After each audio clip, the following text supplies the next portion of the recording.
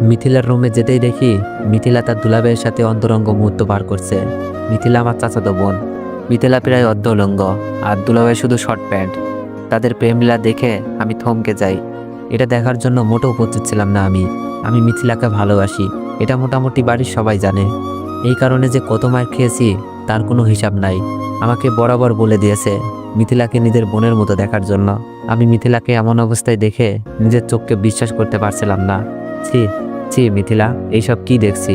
আর দুলাভাই আপনি কি করে পারলেন এটা করতে? আমার আওয়াজ শুনে যেন ওদের মাথায় আকাশ ভেঙে পড়ছে। দুলাভাই বলল, অনিক প্লিজ কাউকে বইল না, কাউকে বললে আমাদের মান সম্মান থাকবে না। উনি সুমি আপুর স্বামী, দেখতে স্মার্ট আর অনেক বড় চাকরি করে। সুমি আপু হলো মিথিলার বড় বোন। আপু সকালে তার বাচ্চাকে ডাক্তার দেখাতে গেছে, সাথে চাচিও গেছে। চাচা নাই, মারা গেছে 3 বছর হয়। আব্বুও 2 পরিবারের প্রধান। আব্বু ও চাচা মিলে এইরকম 2টা 2তলা বাড়ি করে। সুমি আপুর বিয়ে হয়েছে 2 বছর, একটা 6 মাসের মেয়ে বাচ্চাও আছে। আপুকে আব্বুই বিয়ে দেয়। বিয়েটা পারিবারিকভাবেই হয়। দুলাভাই আমার হীরের টুকরা, বাড়ির সবাই জানে, কিন্তু তার চরিত্র যে এত খারাপ আমি নিজেও ভাবতে পারছি না। আর মিথিলা এটা কীভাবে করলো? মিথিলার মতো ভদ্র মেয়ে 3 গ্রাম খুঁজেও পাওয়া যাবে না। মিথিলার সৌন্দর্য পরিবারের লোকজন ছাড়া বাইরের কেউ দেখে নাই। হাত মোজা, পাও মোজা, বোরকা পরে পর্দার সাথে সবসময় চলাচল করে। কিন্তু আজ সেই মিথিলার একই হাল দেখছি। চুপ করেন আপনি, লজ্জা করে না? আবার কথা বলেন। আর মিথিলা, তুই না পর্দা করিস, কোনো পরপুরুষের সামনে যাস না, এই তোর পর্দার আড়ালের চেহারা? আমার কথা শুনে মিথিলা কিচ্ছু বলছে না, নিজেকে ঢেকে শুধু কেঁদেই যাচ্ছে। তোর জন্য তো পুরো পদ্মাশীল নারীর সম্মান নষ্ট হলো। কি দরকার ছিল পর্দা করার? পতিতা পল্লীতে গেলেই তো পারতিস। এই মিথিলাকে যখন আমি বলতাম, মিথিলা আমি তোকে ভালোবাসি, তোর জন্য সব করতে পারবো, তখন মিথিলা আমার চরিত্র নিয়ে কথা বলতো আর আব্বুকে বলে আমাকে মার খাওয়াইতো। মিথিলা কান্না করতে করতে বলল, অনিক কাউকে বলিস না প্লিজ। মিথিলা, আমি যখন তোকে ভালোবাসি বলতাম, তুই আমার চরিত্র নিয়ে কথা বলতি, আব্বুর কাছে মার খাওয়াইতি। আজ তোর আসল রূপটা দেখুক সবাই। আর দুলা ভাই, আপনাকে আর কি বলবো। আমি রুম থেকে বের হয়ে যাচ্ছিলাম, ওদেরকে যতই বলি রূপ দেখিয়ে দিব, কিন্তু সুমি আপুর সংসারটা কি হবে? আর একটা 6 মাসের মেয়েও আছে তাদের। আর মিথিলা তো আমার চাচাতো বোনও, যাকে আমি ভালোবাসি, তার সম্মান কি করে নষ্ট করি? দুলাভাই মাথা নিচু করে বসে আছে। আমি বললাম, দুলাভাই আপনি এখন এখানে বসে আছেন? আমার কথা শুনে দুলাভাই রুম থেকে বেরিয়ে যায়। আমি বললাম, মিথিলা অন্তত তোর কাছ থেকে এটা আশা করি নাই, কাজটা কিন্তু বেশি ভালো করিস নাই। বলেই যখন রুম থেকে বের হতে যাব, দেখি দরজা আটকানো। মিথিলা চিল্লাতে শুরু করে দিছে, অনিক আমাকে ছেড়ে দে প্লিজ, আমার এত বড় সর্বনাশ করিস না, আমি তোকে ভাইয়ের মতোই ভাবি। অনিক না প্লিজ। মিথিলার কাণ্ডে আমি বাকরুদ্ধ।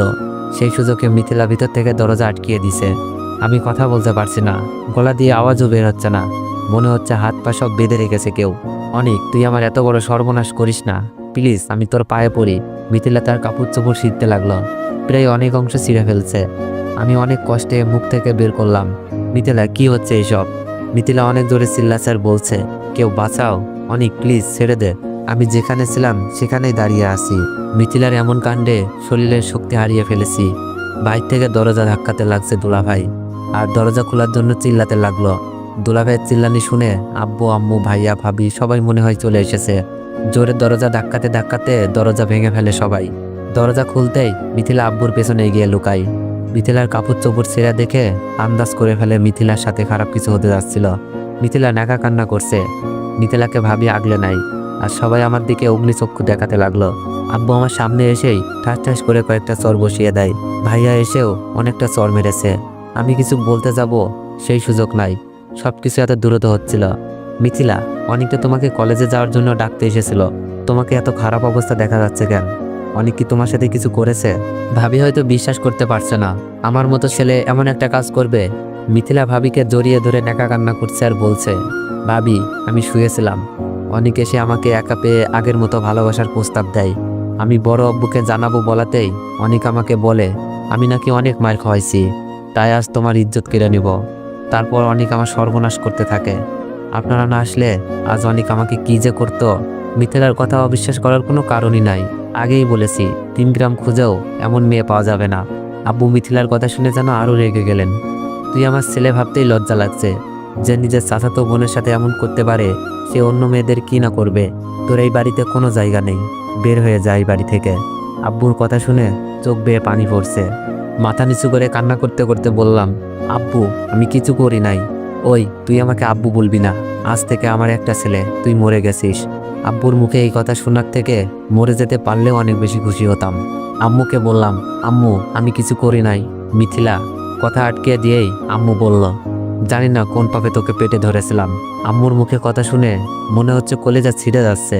আর কাকে বলবো, যেখানে আমার গর্ভধারিণী মাই বিশ্বাস করলো না, আমাকে কিছু বলতেও দেয় নাই। আমি দুলাভাইয়ের দিকে তাকালাম, মুখে শয়তানি হাসি। আর মিথিলা এখানে নেকা কান্না করছে। সুমি আপু চলে এসেছে, যার আদরে আমার বড় হওয়া, যে আপুটা আমাকে আপন ভাইয়ের মতো ভালোবাসে, আমাকে এখনো মুখে খাবার তুলে খাওয়ায়, সেই আপুটাও সবকিছু শুনে কান্নায় বুক ভাসাচ্ছে। আজ আমি আপুর চোখও খারাপ হয়ে গেলাম। মিথিলার রুম থেকে বের হয়ে আমার রুমে গিয়ে কাপড় চোপড় গোছাচ্ছি, কারণ এই বাড়িতে আমার জায়গা নেই। আর আমি কোন মুখে থাকবো এখানে, যেখানে সবাই আমাকে দর্শক বলে জানে। কাপড় গোছানো শেষ, রুম থেকে বের হব, এমন সময় ভাবি আমার রুমে আসলো। ভাবিকে দেখে আমি মাথা নিচু করে দাঁড়িয়েছিলাম, কারণ ভাবি আমার মায়ের মতো আদর করে। আমার টাকা পয়সার অভাব ভাবিই পূরণ করে। ভাবি সুমি আপুর মতোই আমার একটা বড় আপু। ভাবি বলল, এটা তুমি কি করলে অনিক? আমরা তো মিথিলার সাথে তোমার বিয়ে দিতে রাজি ছিলাম। আব্বুকে না হয় আমরা বুঝিয়ে নিতাম, তার জন্য জোর করে। আমি কান্না করতে করতে বললাম, ভাবি আমাকে মাফ করে দিও, আমি পারি নাই সবার সামনে সত্যটা বলতে। ভাবি বলল, কি সত্য বলতে পারো নাই? আমি বললাম, ভাবি কথা দেন, কথাগুলো কাউকে বলবেন না। ভাবি বলল, বলো, বলবো না কাউকে। আমি কান্না সুরে বললাম, ভাবি আমি মিথিলার সাথে এমন কিছুই করি নাই। ভাবি বলল, তাহলে মিথিলার কাপড় চোপড় ছেঁড়া কেন? ভাবি আমি মিথিলাকে ডাকতে গিয়ে দুলাভাই আর মিথিলার পাপ কাজে লিপ্ত থাকতে দেখি। আমি তাদের অপমান করি, ভয় দেখাই, বাড়ির সবাইকে বলে দিব। কিন্তু পরে আপুর সংসার আর মিথিলার সম্মানের কথা ভেবে থমকে যাই। আমি রুম থেকে বের হতে যাচ্ছিলাম, দুলাভাই বাইর থেকে দরজা লক করে দেয়।